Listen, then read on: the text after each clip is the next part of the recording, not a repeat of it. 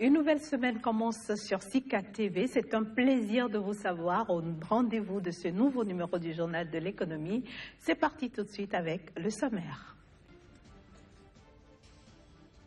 La Banque centrale du Zimbabwe met sur le marché des billets d'obligation. Objectif, remédier à la pénurie de dollars dans le pays.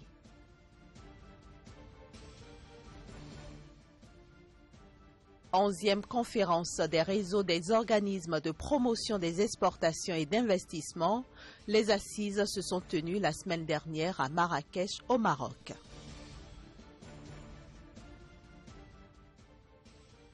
Cinquième édition de la foire régionale de l'intégration de l'UEMOA. L'événement se tient à Cotonou au Bénin et s'étend sur 15 jours.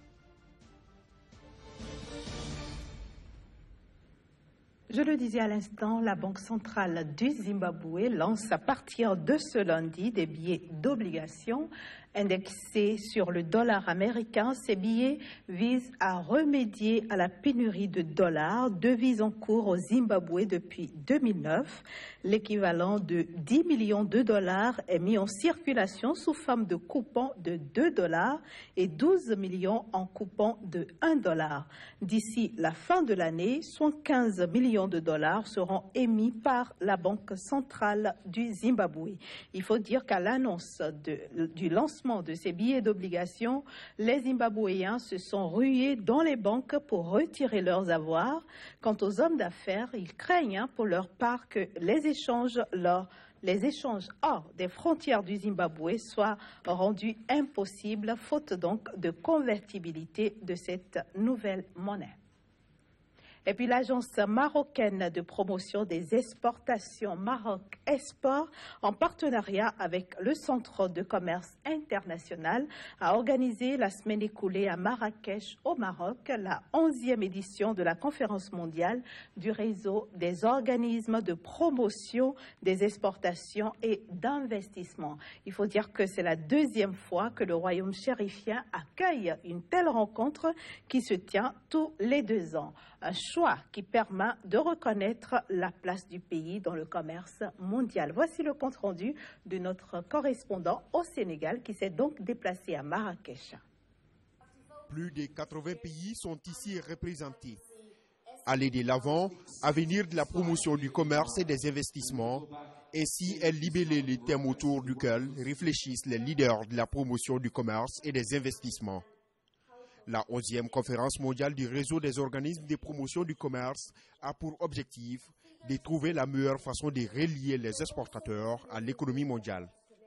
À l'ouverture de la rencontre, les débats étaient axés sur les défis de l'avenir pour le commerce. Aujourd'hui, la promotion du commerce, la promotion de l'investissement doit se faire différemment.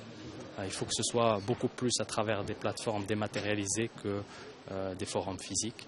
Et le dernier point est le fait que l'Afrique doit monter en puissance à travers un réseau commun et un noyau où tous les organismes doivent mettre en commun leurs informations, leurs compétences et l'accès aux différents marchés. Cette conférence, elle se focalise sur les méga-tendances du commerce international, sur les problématiques et les défis auxquels vont faire face les entreprises, les petites et moyennes entreprises dans les années à venir, notamment la digitalisation de l'économie, notamment les nouveaux standards qui doivent répondre au respect de l'environnement, aux nouvelles méthodes et process de commercialisation. C'est ici, dans cette salle de conférence et tout juste derrière moi, à Marrakech au Maroc, que se tient cette 11e conférence du réseau des organismes de promotion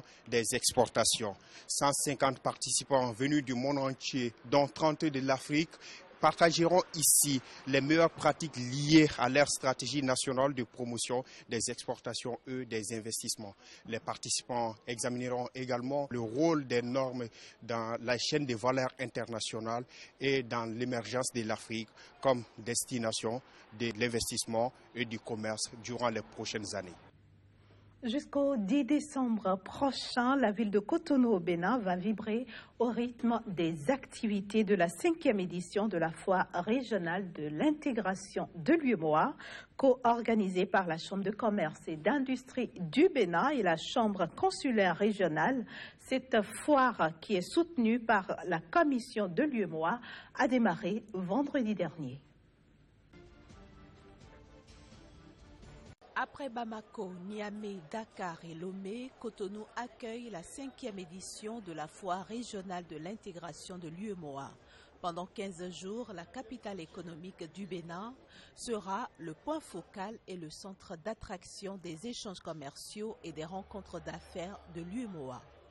Sans le soutien financier de l'Union, il nous aurait été difficile, voire impossible, d'organiser cette présente manifestation à caractère éminemment économique. C'est l'occasion pour les hommes d'affaires de la région, des 8 pays de la région, de se confronter, d'apporter, de démontrer leur savoir-faire et de faire des affaires. Au-delà des opportunités d'affaires, cette foire entend mettre en exergue le partenariat public-privé et les défis de synergie pour une intégration réussie. Je salue cette foire qui offre une occasion pour qu'on se connaisse mieux au sein de l'UEMOA, qui offre une occasion pour que nous rendions compte des innovations qui ont cours dans les différents pays. Parlant d'innovation, le village numérique érigé à cette occasion en est une illustration. Les activités principales qui vont s'y mener sont le hackathon. Le hackathon, ce sera 5 jours de collaboration où 24 jeunes innovateurs viendront des 8 pays de l'UEMOA pour créer des innovations qui vont permettre aux entreprises dans notre zone de pouvoir avoir des outils avec lesquels ils peuvent désormais compétir au niveau international. Nous aurons également l'opportunité d'apprendre aux jeunes enfants de 7 à 12 ans comment créer leur première application mobile. Au-delà de cela, nous allons apprendre aux jeunes adolescents de 12 à 20 ans comment recycler un ordinateur. Mais à ce niveau, l'unité centrale sera désormais dans un bidon de 50 litres. On aura d'autres activités, par exemple, comme le prototypage avec la technologie 3D. La prochaine édition de cette foire régionale de l'intégration de l'UEMOA se tiendra l'an prochain à Ouagadougou, au Burkina Faso. Parlons à présent de la variation des cours des matières premières agricoles sur les marchés internationaux.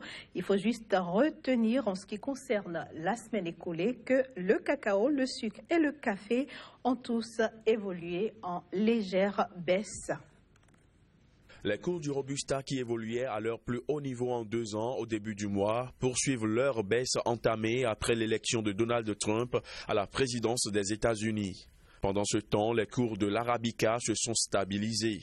Des analystes s'attendent à ce que le marché du Robusta reste déséquilibré avec une offre insuffisante due à la baisse du réal face au dollar qui pousse les vendeurs brésiliens de café à attendre une remontée des cours avant de vendre leurs graines pour en tirer plus de bénéfices. Sur le LIF de Londres, la tonne de Robusta pour livraison en janvier valait $2046 vendredi à 15h35 GMT contre $2154 le vendredi précédent à 16h15 GMT. Sur l'IC Future US de New York, la livre d'Arabica pour livraison en mars valait 155,40 cents contre 155,70 cents 7 jours auparavant.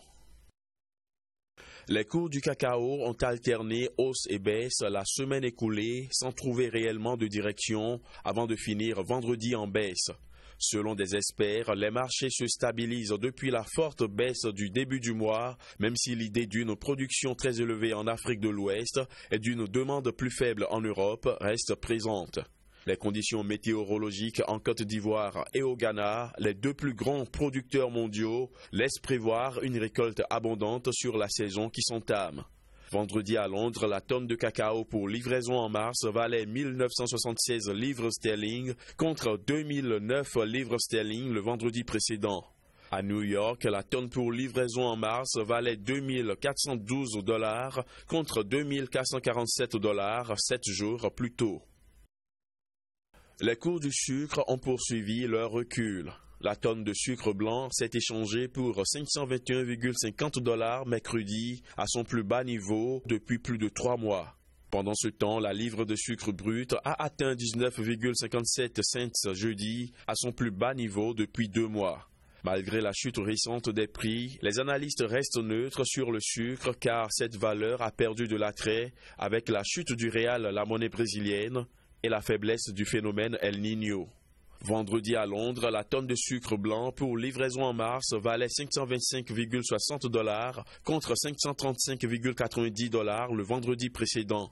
À New York, la livre de sucre brut pour livraison en mars valait 19,73 cents contre 20,15 cents 7 jours auparavant.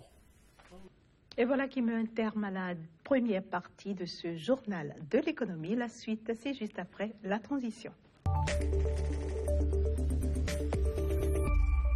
Et nous retrouvons notre chroniqueur Casimir Pédior. Bienvenue Casimir. Bonjour Inès. Aujourd'hui, nous allons parler de l'Angola. L'Angola qui tourne dos désormais au pétrole pour se consacrer à l'agriculture. Bien sûr Inès, c'est la nouvelle que le gouvernement angolais compte livrer à la communauté économique internationale. Désormais, l'agriculture aura un choix au niveau de l'économie et le pays a choisi un certain nombre de produits pour pouvoir relancer donc son économie. Une économie éprouvée depuis 2015 par la chute donc du brut du pétrole. Un pays jadis deuxième d'ailleurs en termes d'exportation sur le continent après le Nigeria. L'Angola a vu ses exportations à l'international chuté de plus de 90%. Donc forcément, sa monnaie, la devise du pays, le kwanza, a pris un coup énorme donc à la suite de cette chute-là. Et aujourd'hui, le pays n'est plus prêt à continuer avec cette chute de sa monnaie, de sa devise. Et pour ce faire, l'agriculture, ça va être le moyen alternatif pour pouvoir reprendre le souffle économique. Et quels sont précisément les produits agricoles qui sont visés? Alors, il y a le sucre qui est d'abord le premier produit avec un partenaire comme les Chinois, comme la Chine. Donc, l'Angola compte relancer donc sa production en termes de canne à sucre dans la zone de Bango, une province donc où il a été défini environ 20 000 hectares pour pouvoir permettre aux producteurs de mieux embraver. Et de la production, l'Angola compte transformer également cette canne à sucre pour pouvoir produire donc du sucre qu'il aura la chance de mettre sur le marché international.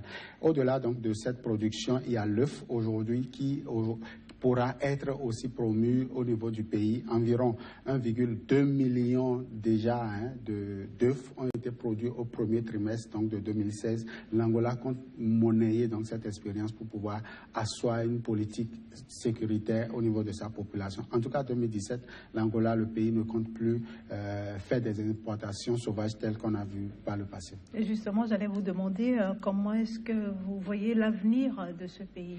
En tout cas, ce n'est pas un pays qui souffre comme le Nigeria. Le Nigeria aussi qui a été frappé par le brut du pétrole. C'est un pays qui a appris vite à la résilience. Donc, son économie est en train de se régénérer. Et selon les estimations ou les statistiques de la Banque mondiale et du FMI, c'est un pays qui pourra vite faire face à la résilience grâce donc à l'agriculture. Et le pays a compris. Il y a beaucoup de choses aujourd'hui. Déjà, le pays a déclaré la monnaie, le yuan chinois, donc comme deuxième monnaie en consommation au pays. Donc, voilà par exemple des dispositions qui ont permis quand même à la devise locale de mieux faire face donc à ce choc-là.